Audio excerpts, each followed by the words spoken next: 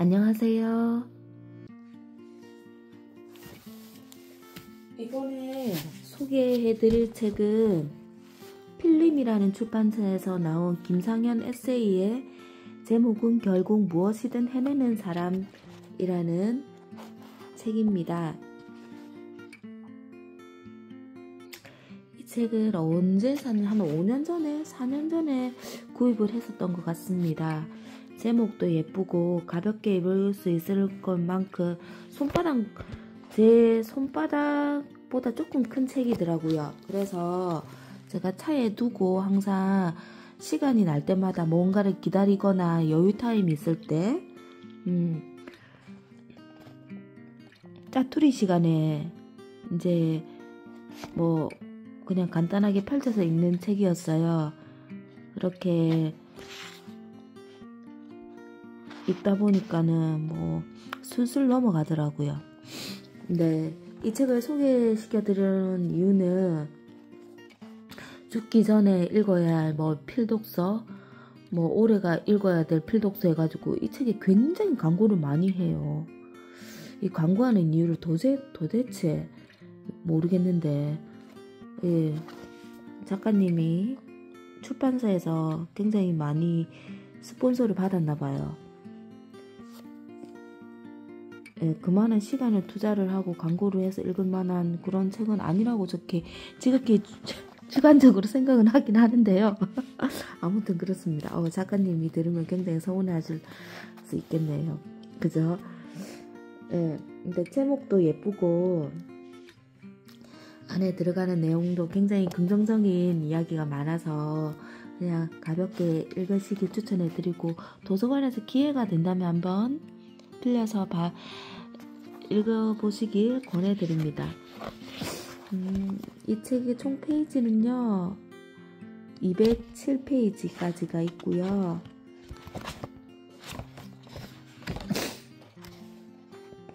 처음에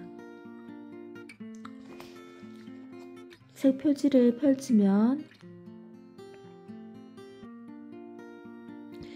이 작가에 대해서 이렇게 소개해놨어요.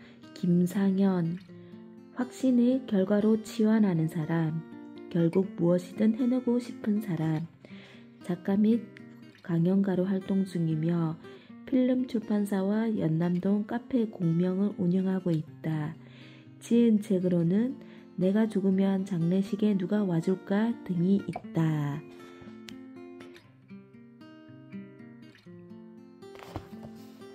이렇게 간략하게 소개를 해놨고요. 당신은 결국 무엇이든 해내는 사람.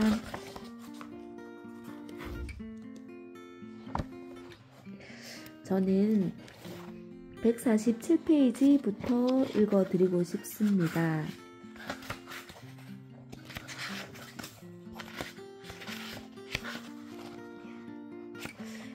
차례를 펼쳐보면 파트 1, 파트 2, 파트 3 이렇게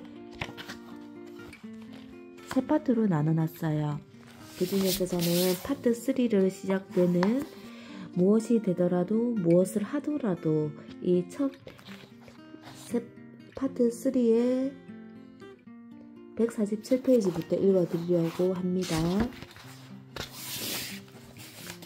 한번 읽어보겠습니다. 어차피 불안할 거라며 인생 한 번뿐이니 하고 싶은 거 하면서 살아라.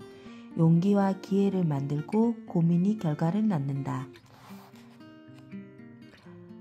어쩔 수 없는 건 어쩔 수 없는 대로.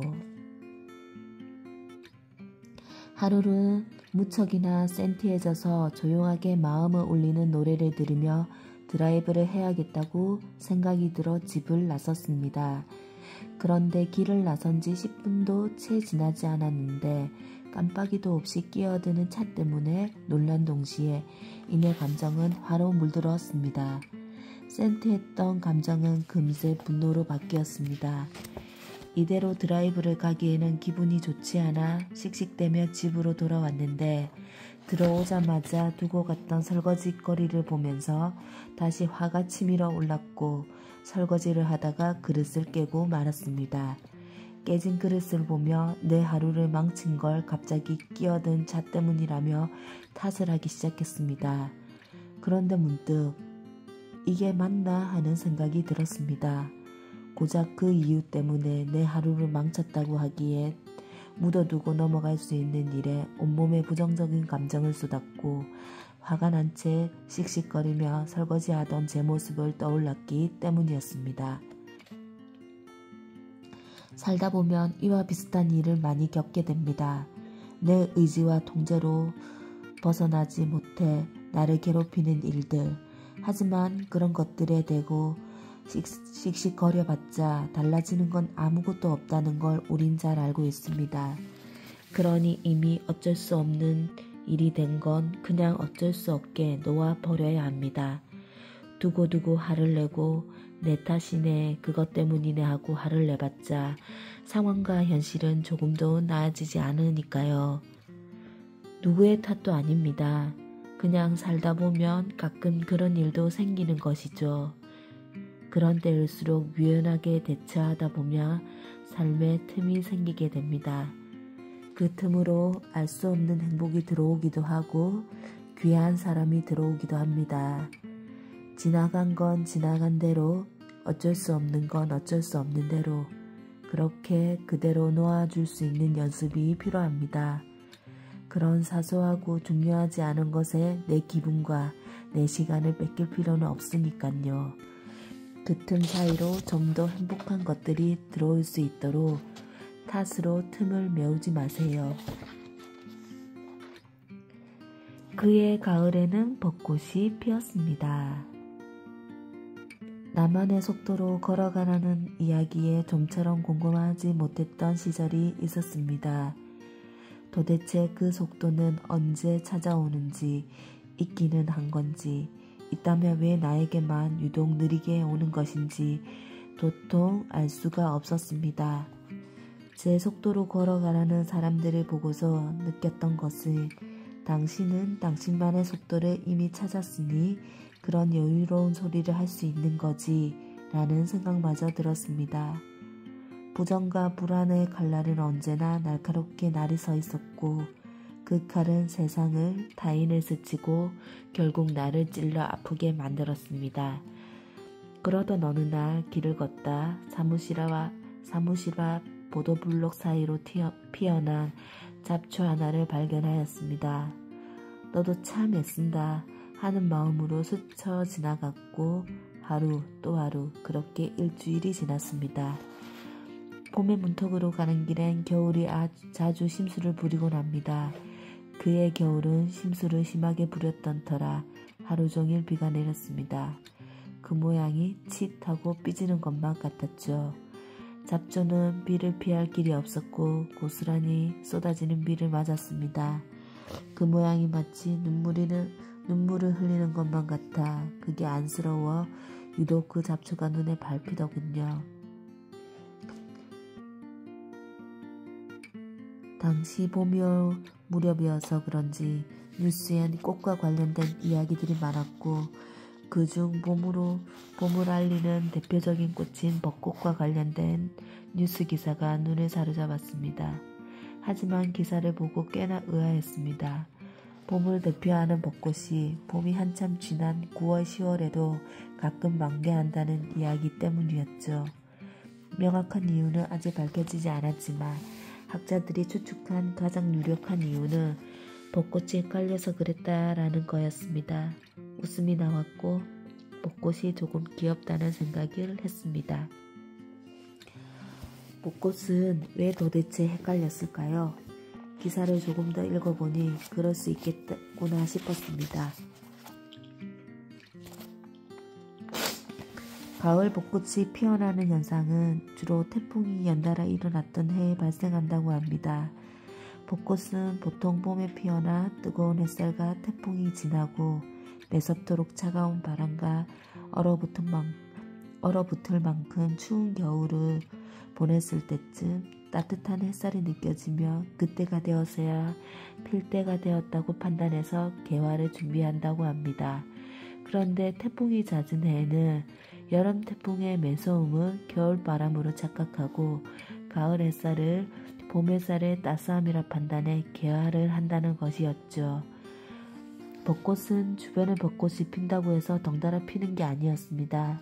수천만 번의 흔들림을 견디고 버텨냈으니 따스한 햇살이 비춘 것이라 스스로 판단하여 그제야 피어난 것이죠. 저는 잡초와 벚꽃을 보며 다시금 나만의 속도에 대해 생각했습니다. 무서움, 불안함, 두려움, 아픔, 어떤 잡초든 벚꽃이든 사람이든 외부 환경에 의해 흔들리는 순간이 찾아오기 마련입니다. 하지만 결국 흔들림 역시 끝은 나고 따스한 햇살이 비추는 때는 분명 올 것입니다. 우리가 하는 대부분의 불안감은 스스로 느낀 것이 아니라 주변으로부터 시작됩니다. 다른 사람보다 늦어서 다른 사람만큼 못하는 것 같아서 다른 사람들을 잘하는 것 같은 때와 같이 모든 중심과 초점이 타인에게 가 있으니 흔들리게 되는 것입니다. 잡초는 항상 그래왔습니다. 나 여기 있다고 뽐내거나 티내지 않고 어디서든 꿋꿋하게 자라났습니다. 아무리 뽑히고 밟히고 흔들리고 맞아도 제 속도로. 어느 누가 가을에 핀 꽃이라고 해서 벚꽃이 아니라고 할 수 있을까요? 어느 누가 가을에 핀 벚꽃이라고 해서 예쁘지 않다고 할 수 있을까요? 벚꽃은 언제 피어도 벚꽃인 것처럼 내가 피어날 시기 역시 나에게만 맞추면 되는 거였고 나는 흔들리고 아프고 불안해도 계속해서 나로 존재하면 되는 거였습니다. 나만의 속도는 그런 거였습니다. 나만의 속도로 걸어가야 한다는 이야기에 공감하지 못했던 마음이 여유롭지 못했던 이유는 내가 아니라 자꾸만 옆을 바라보았기 때문입니다. 옆을 보니 내가 그린 것만 같고 뒤처진 것만 같다는 내가 느린 것만 같고 뒤처진 것만 같다는 생각이 들었기 때문이었습니다. 벚꽃처럼 잡초처럼 꿋꿋한 사람이 되었으면 합니다.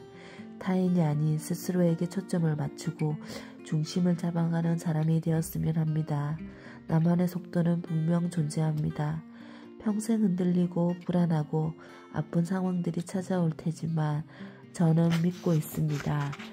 나만의 속도로 간다면 그런 것은 별것 아니라는 걸. 157페이지.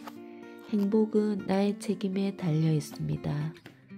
저는 일에 푹 빠져 있는 삶을 좋아했고 일로 얻어낸 성과에 뿌듯함을 느끼며 살았습니다. 해는 것들을 보면 스스로가 자랑스러워 밥을 먹지 않아도 배부른다는 말이 무슨 말인지 알 수 있을 정도였지요. 정말 내가 잘할 수 있다고 믿는 것들이 진짜로 잘 됐을 때의 쾌감은 맛있는 음식을 먹었을 때의 기분보다 더 좋았습니다. 그래서 자꾸만 열심히 살아야 할 명분을 만들었습니다. 직원들이 생겼으니까요. 꿈이 조금 더 커졌으니까, 조금 더 선한 영향력을 펼치고 싶으니까, 하고 싶은 일들이 점점 늘어나고 챙겨야 할 것들이 더욱 많아졌다는 명분들이었죠. 하지만 스스로 다독이고 몸을 움직이게 만드는 건 언제나 한계가 있기 마련입니다. 저는 천성이 게으른 편이라 미루는 걸 좋아하고 가만히 있는 걸 제일로 여기며 놀고 먹는 것에 큰 만족감을 느끼던 사람이었습니다. 이를테면 원고 마감이라던가 콘텐츠를 발행하는 일, 미팅을 준비하는 일 등 끝까지 미루고 미루다 도저히 미룰 수 없을 때가 되어서야 일을 처리하는 스타일이었고 항상 턱끝까지 차오른 마감 기한을 보며 다음부터 진짜 미리미리 하자고 생각만 하는 천성이 그런 사람이었습니다. 혼자는 무엇이든 어려웠습니다. 명분이 자꾸 생겨도 천성을 이기는데 꽤 많은 노력이 필요했습니다. 저만 그런 건 아닐 겁니다. 타고나길 부지런해서 무언가를 미리미리 하거나 재빠르게 해내는 사람들에겐 그 노력이 큰 노력이 들지 않을 테지만 대부분의 사람은 먹고 놀고 먹는 걸 좋아하니까요. 그렇게 태어났고 설계되어 있습니다. 서 있으면 앉고 싶고 앉으면 눕고 싶고 누우면 자고 싶은 것처럼. 평소 원래 그렇다는 말을 싫어하긴 하지만 정말로 인간은 원래 계속해서 편하고 쉬운 걸 추구해 왔습니다. 그래서 조금 더 편하고 쉬운 방법으로 세상은 발전하고 있고 발전의 중심에 선 사람들은 큰 돈을 벌거나 수많은 사람들의 존중을 받습니다. 마음 가는 대로 행동하는 것들, 가령 가만히 누워 있거나 내일은 내일에 내가 할 거야. 내일은 내일에 내가 할 거야 라는 마음가짐, 어떻게든 되겠지 하는 생각들은 성공과 실패 두 기준에서 본다면 실패에 조금 더 가까울 것입니다. 실패는 성공과 다르게 실패하려고 노력하지 않아도 자신의 발로 찾아오기 마련입니다. 대학 교수이자 작가인 조던 피터슨은 12가지 인생의 법칙에서 다음과 같이 말하고 있습니다. 자신의 가치를 낮게 보는 사람들은 대체로 삶에 대한 책임을 외면하려고 한다. 이런 사람들은 늘 문제가 있는 사람들을 친구로 둔다. 과거에 그런 사람들에게 충분히 당해서 잘 알고 있는데도 그렇다. 그들은 스스로 좋은 삶을 누릴 자격이 없다고 생각하고 인생에 대해 아무 기대도 하지 않는다. 어쩌면 더 나은 삶을 위해 노력하는 게 싫을 수도 있다. 지금의 삶이 만족스럽지 않다며 무언가를 바꾸어야 한다는 신호입니다. 원하는 것이 있다며 하고 싶은 것들이 있다며 그냥 하면 되는 것입니다. 하지만 대부분의 사람들은 미룰 수 있을 때까지 미루고 또 미룹니다. 지금 하더라도 내일과 오늘이 별반 다른 게 없을 거란 생각, 만약 실패하면 웃음거리가 되지 않을까 하는 기우, 편하게 있고 싶은 마음의 근본인 귀찮은 때문이겠지요. 조던 피터슨의 말 중 첫 문장인 자신의 가치를 낮게 보는 사람들은 대체로 삶에 대한 책임을 외면하려고 한다는 말을 반대로 바꿔보면 납득이 갈 것입니다. 삶에 대한 책임을 외면할수록 자신의 가치를 낮게 보게 된다라는 것처럼 원치 않았더라도 우리는 태어났으니 살아가는 게 당연합니다. 어쩌면 우리 모두의 삶에 적용되는 말이겠지요. 그리고 삶이라는 건 계속해서 명분을 쌓는 일의 연속입니다. 잘 먹고 잘 자고 잘 사는 것만으로도 인간은 충분히 만족감을 느끼는 존재입니다. 하지만 인간은 다른 동물들과 다르게 스스로에 대한 생각과 고민을 합니다. 다른 사람에게 더 잘 보이고 싶다는 욕구는 덤이지요. 그래서 조금 더 발전하고 싶고 잘해내고 싶고 자랑하고 싶고 인정받고 싶어 하는 것일 테지요. 여기서 두 가지 욕구가 충돌합니다. 편안하고 쉬운 것, 발전하고 잘 보이고 싶은 것, 선택은 스스로의 몫입니다. 그러니 결과까지도 온전히 받아들여야 합니다. 물론 편안하고 쉬운 것을 지향한다고 해서 나쁜 삶이다, 게으르다라고 말할 수 없을 겁니다. 추구하는 가치는 제각기 다를 테니까요. 하지만 편안하고 쉬운 것에 만족한다면 그 결과 역시도 받아들여야 한다는 걸 말하고 싶습니다. 다른 선택을 해서 다른 결과를 얻은 사람들을 보며 부럽다, 후회된다는 생각을 할 필요가 없다는 겁니다. 결국 지금 자신의 모습은 자신이 만들어낸 것일 테니까요. 우리는 자신의 삶에 책임을 질 수 있는 사람이었으면 좋겠습니다. 어떤 결과라도 그 순간 내가 할 수 있는 최선의 선택이었음을 인정하고 스스로의 가치를 존중하길 바랍니다. 다른 누군가를 인정이 아닌 스스로에게 건네는 인정과 응원이 우리를 더욱 나은 곳으로 이끌어 줄 것입니다. 결국 나의 행복은 나의 책임에 달려 있으니까요. 이까지 정도 읽겠습니다.